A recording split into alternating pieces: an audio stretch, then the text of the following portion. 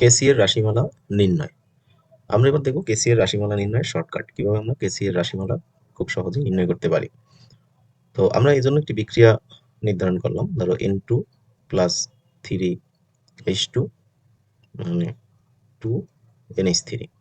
তো বিক্রিয়াটা যখন প্রাথমিক অবস্থায় আছে t ইকুয়াল টু 0, তখন নাইট্রোজেনের সহগ 1, তার মানে এটা 1 মোল ধরলাম, এটা 3, এবং প্রাথমিক অবস্থায় এটা কত 0।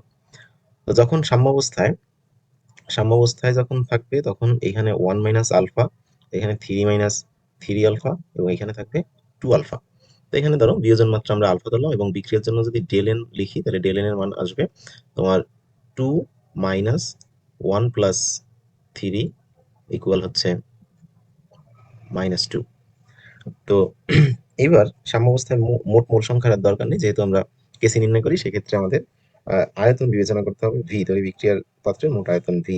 তো সেক্ষেত্রে কেসি নির্ণয়ের যে শর্টকাট মেথড সেটা হচ্ছে কেসি ইকুয়াল, আমরা জানি ভরক্রিয়া সূত্রে উৎপাদ উপরে থাকে, তো এখানে উৎপাদ হচ্ছে অ্যামোনিয়া। অ্যামোনিয়ার সাম্যাবস্থায় মোল সংখ্যা 2 আলফা, এবং অ্যামোনিয়ার সহগ আছে 2, এই জন্য স্কোয়ার হবে।